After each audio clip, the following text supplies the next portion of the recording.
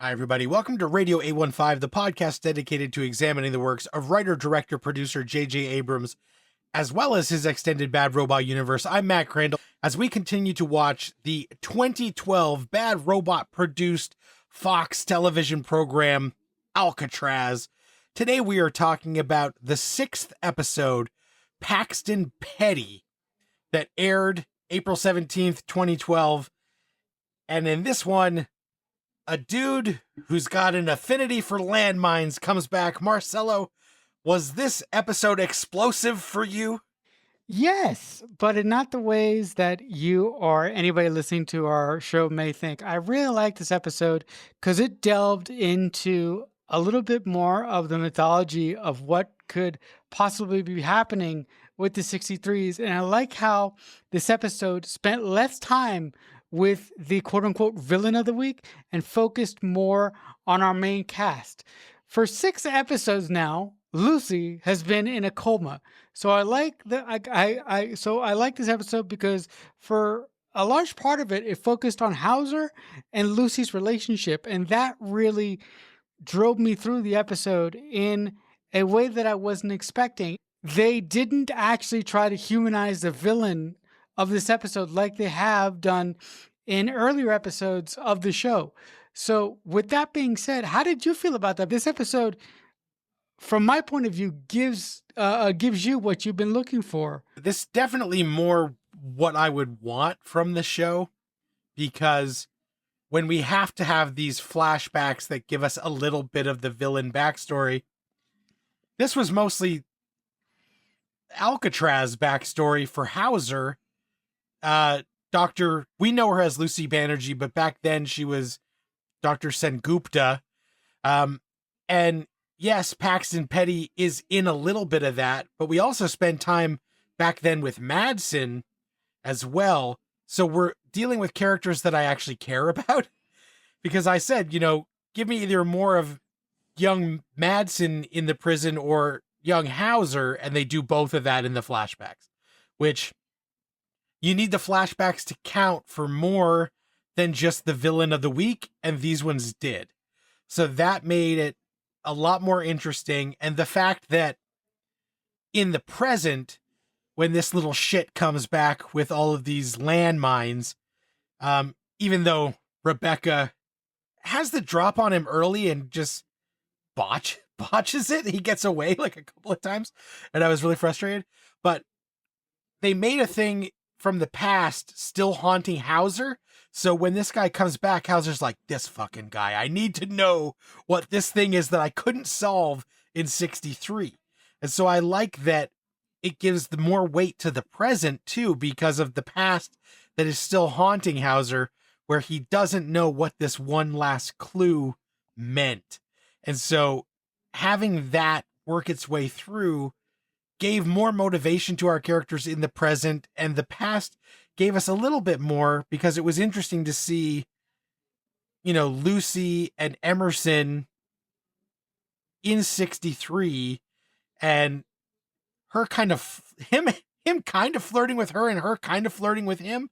But then like the mints for the nausea and all that stuff, I thought was really interesting.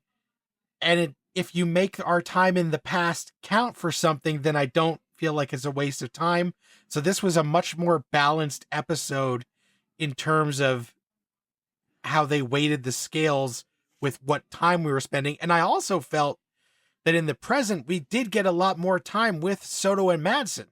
So like they actually had stuff to do rather than like these other episodes they've barely been in. My favorite part of this episode is when they capture the villain of the week, and Rebecca and Rebecca goes to find Hauser moving moving a little bit far, but we'll get to that. And Rebecca says to Soto, distract him, talk to him, right? And he goes, well, what do you expect me to tell him? And she goes, tell him your theories on what is actually happening. And the next scene is Soto basically telling our villain of the week how he possibly came to the present day from 1960 to our present day. And I felt that that was the writers talking to the audience, or to put it more succinctly, talking to us, because we've been wanting somebody to tell us how the fuck this is possible. So I just loved that scene. On the other hand, I don't love how Hauser still feels the need to keep lying to Rebecca and Soto at every turn. It drives me mad that Hauser has not learned to trust the two of them yet. And we're 6 episodes in. And I'm like, you fucking hire these people to help you solve an impossible problem. And you fucking vetted these people before you hired them, so why don't you read them all the way in? You and I were talking. You and I mentioned that there has to be a point where Rebecca and Soto get more interested, and there's going to be a point where they find out about Hauser's other team in Alcatraz investigating the keys. So I'm like, when is that going to happen? Because the thing that's really making me angry is that Rebecca and Soto are continuing to let Hauser act like this. And I'm like, how much longer? Are you serious? How much longer?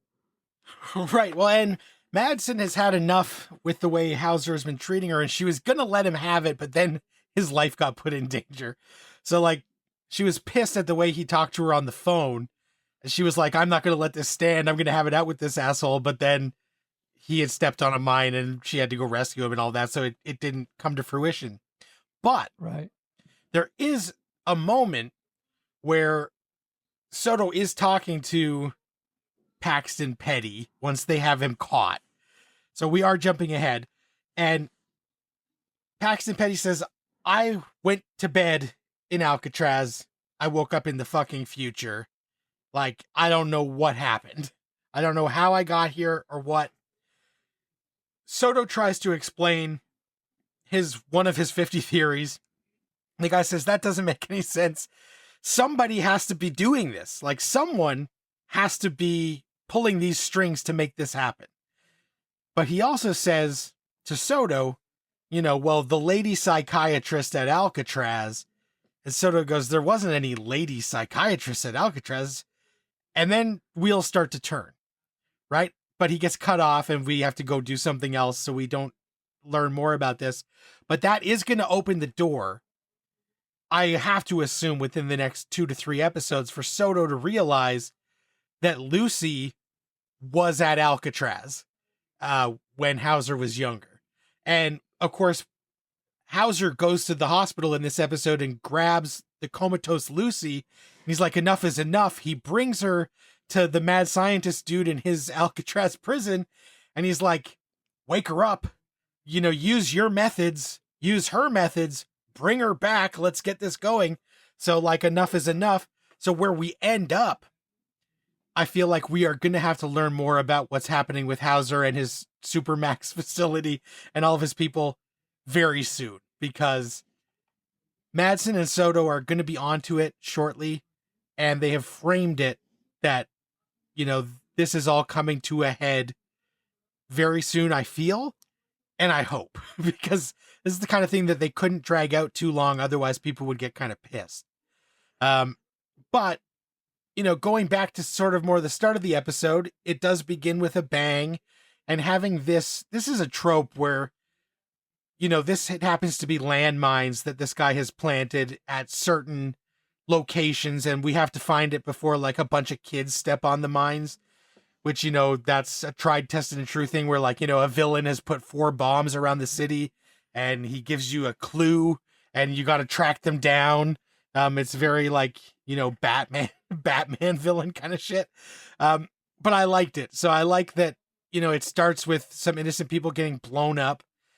And then what I really liked is that we don't drag it out. As soon as they realize it was a mine in, like, the first opening 5 minutes, Hauser's like, a mine? Him and Soto both say Paxton Petty at the same moment, they show a picture to Rebecca and she's like, that fucking guy's right over there. And then she goes, and of course he rolls the mine at her. And so she has to duck and cover and it blows up and he ends up getting away. But I was like, as soon as he was reaching in his bag to pull out that mine, shoot him. As soon as he starts to roll a mine towards you, shoot the mine right when it's at his feet. So I was like, Madsen is not thinking fast enough for me in some of these instances, because I'm like, you don't let the dude bowling ball a mine towards you when as soon as you see him grab it out of his bag, just shoot him or shoot it. Yeah. I found that scene to be very, very unrealistic. And it's not like, listen, it's not like if they shoot Paxton, it's not like they can't bring him back. I'm sure that Hauser has some things in his Alcatraz 2.0 that will allow him to question Paxton if Rebecca ended up taking the shot when she was supposed to. The one thing that I did like about Paxton's character, or the one quirk that the writers gave his character that I thought was really interesting, and it was kind of different to the villains of the week that we've seen previously. He was a hero. He served in the army, but he is a character who seems slighted by the people that he tried to save, right? He is bitter and resentful. He's a killer, but he's a killer because he feels that he's owed something by society for his service. And that was a different take on most of the villains that we've got throughout the course of the series. And I thought that was very, very interesting. Did you like that, or did you just say, oh, this is just like the run-of-the-mill character trait, and this is a cool little thing to differentiate this guy from the other guys that we've gotten so far? I did like it. I thought it was interesting, but it also makes him seem like a whiny bitch that he was mad that he didn't get an award for his service. And it's like, right, dude, like I know other people in his, squad got the special Medal of Honor or whatever it was that they ended up they told us all about it in detail, but I was kind of zoning out. But like the fact that he cared so much about that, it's like, well, I don't think you go to serve your country to win a medal. And if you've been through it and you don't get a medal, that shouldn't ruin your life, right? So it kind of showed that he was petty and like a little bit of a whiny bitch. And he was demanding a certain amount of money, like as a ransom. And it was the money that would have been his pension for all the years he was gone. And I was like, dude, you were gone. Like, you don't get back pay when they thought you were dead. Like, that's not how it works. So, like, I don't know. It showed that he was kind of mentally unstable, that he wanted this amount of money that he felt he was owed. But like, for him, it was just last week. So like, get over it. It kind of bugged me, but it was interesting to give the villain a little bit more quirk and thoughtfulness than maybe was required. But what I did like about this episode, as I said, we spent more time with Madsen and Soto, but we also were building out the world around them in the present, because we go to the morgue, we see the autopsy, and we've got the young hot Undertaker Nikki, who is filling us in on the dead body, and then takes off her lab coat, and she's wearing a Sandman comic t-shirt, which gives Soto a minute to kind of flirt. And I'm like, Hurley's getting his game on. But also, then he gets to tell her like, oh, I own a comic shop and I've got all the issues of that. If you're ever interested, like, come and see me. And she's like, aren't you like a cop? And he's like, no, I got like this other day job kind of deal. And so like, I liked that. It was nice to see a moment of levity where Jorge Garcia got to be more in that likable nerd kind of zone.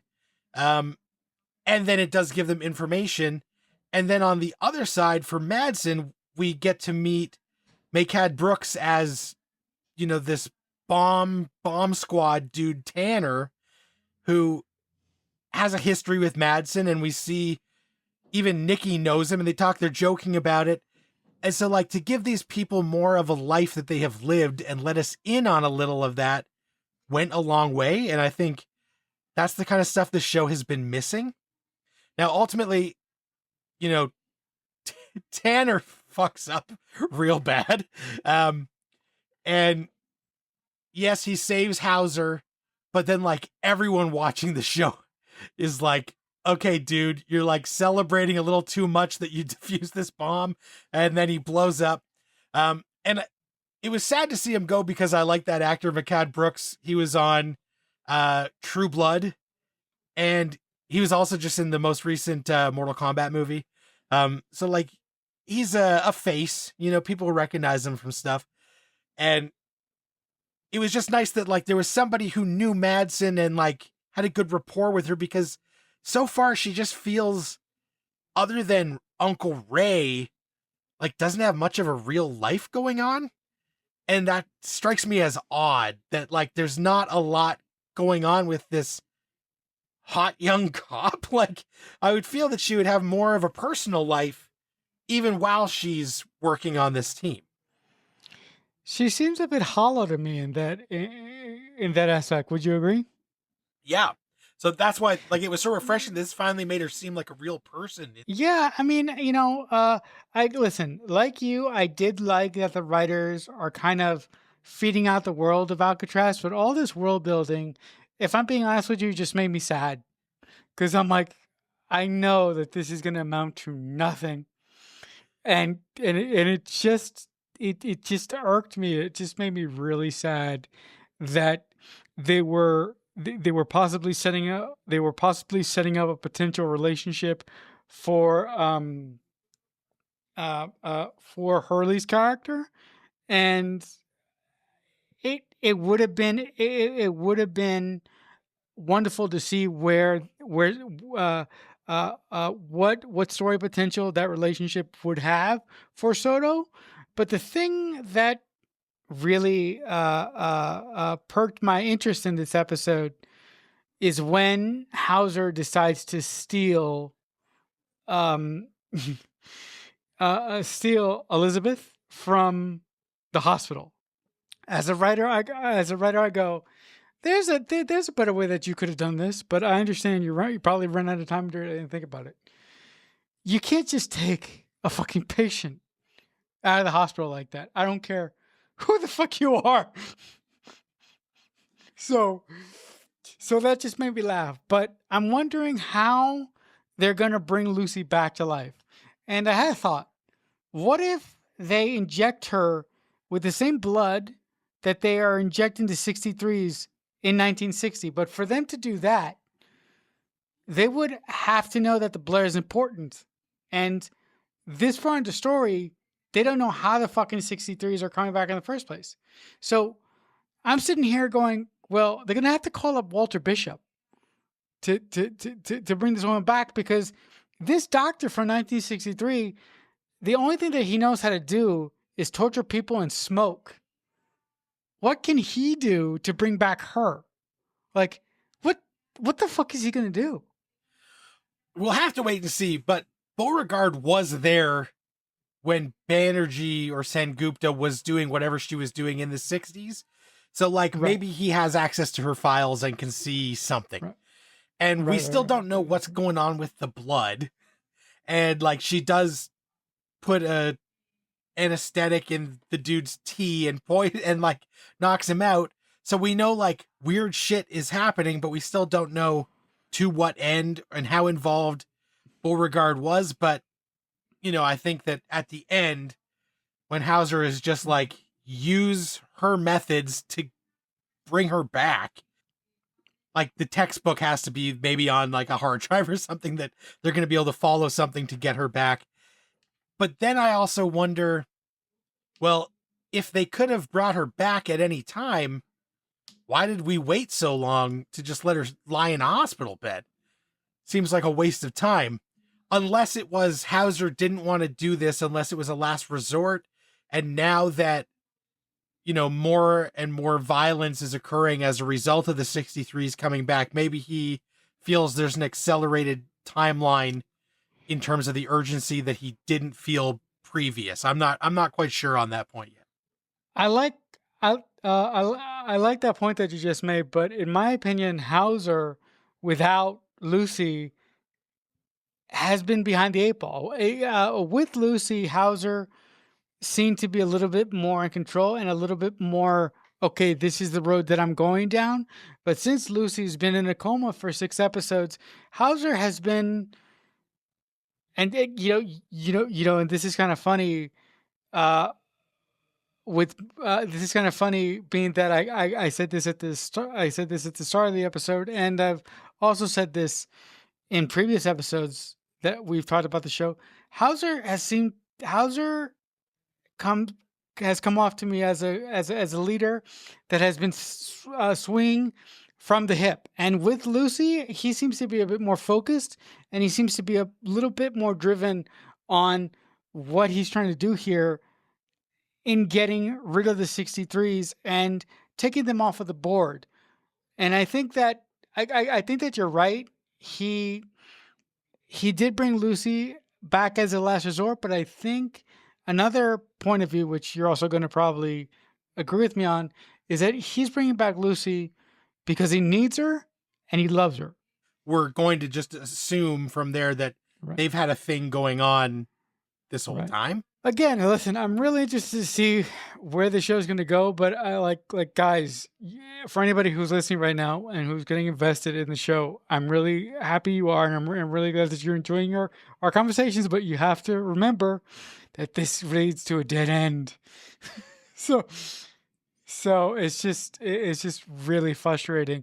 You mentioned in last episode that if this episode didn't give you any answers, you're going to say fuck the show. Did this episode give you enough to not say that, and did this episode give you enough to still to keep you invested in the episodes that we have remaining here? It didn't give enough answers, but it did balance the scales better in terms of the flashbacks and the present, and by making our characters in the present actually feel like a semblance of real people finally, rather than just archetypes that they were plug and playing these people into. I would say that like last week and this week are 2 of the stronger episodes we've watched. So I'm not out. I'm in fact getting drawn in more, but I do feel there is going to be a point where like they have to divulge a lot more of the mystery box stuff. Even if it's, the formula of give me 3 answers, but 5 more questions, but we just have to start doling some of that out without us just feeling like we're spinning on a hamster wheel. I actually was wondering this for years, and perhaps you could answer for me. Did the showrunners who ran the show, have they worked on any other Bad Robot projects, or they like or they did they go away from Bad Robot after Alcatraz to pursue other types of shows? Well, so I know that one of them, Elizabeth Sarnoff, like she had worked on Lost. Oh. She worked on this. She did work on The Leftovers. And then most recently she did Barry for HBO. Not like as like the main head or anything, but like she worked on that for a lot of the seasons. The other guys, their other like claim to fame, they did work on Hawaii Five-0, La Brea, and God Friended Me were kind of their, which were all like kind of sci-fi, kind of like feel good standalone episode of the week kind of thing. So like they have done stuff, and I guess one of the guys was also involved in the most recent Quantum Leap, which I did not watch, but feels like in the same vein as this. Yeah. Because listen, I appreciate the show, and I'm really, really interested to see how it's going to end and how frustrated I'm going to be. Because listen, I know I'm going to be frustrated, but it's just a question of how much, of how frustrated I'm going to be. Yeah, I think we'll have to see as we go forward here if the frustration keeps building or if they do give us some of that stuff that we are longing for. And again, you know, if you're watching along with us, if you've seen it before, you know if we're heading towards a dead end. I can't remember. So I got that going for me at least. Next week, we are going to talk about the episode Johnny McKee. So if you are watching along, that is the one we are going to be doing next week. If you guys are enjoying the show, like, follow, subscribe anywhere you get podcasts, comment, tell your friends, share the show, tell the other Alcatraz heads that this is happening. Just let us know we're not shouting into a void. That would be great. I would love that. If podcast platforms aren't your thing, you can also find the show on our YouTube channel. Marcelo takes care of YouTube and other social Discord kind of stuff. So look out for that. If you want to get in touch with me, the only place that I'm still around is on letterboxd.com/MDC3000. I'm logging movies. Let's log some movies. Let's comment on some reviews over there. Marcelo, where can people reach out to you? Yeah, guys, if you want to reach out to me and talk anything about Robot, the best place to reach me nowadays is on Twitter. I'm at CreekFanatic88. But if you also want to log movies with me, I'm new to Letterboxd, and I'm there at the same handle. So come and talk to me and come log some movies with me if you want. And you should all want to at least check out what Marcelo's watching and how he's liking or not liking it. But thanks again for checking us out. We appreciate it so much. Until next time, Radio 815, over and out. Radio 815 is a Balloonhead Productions presentation in association with Killer Newt Productions.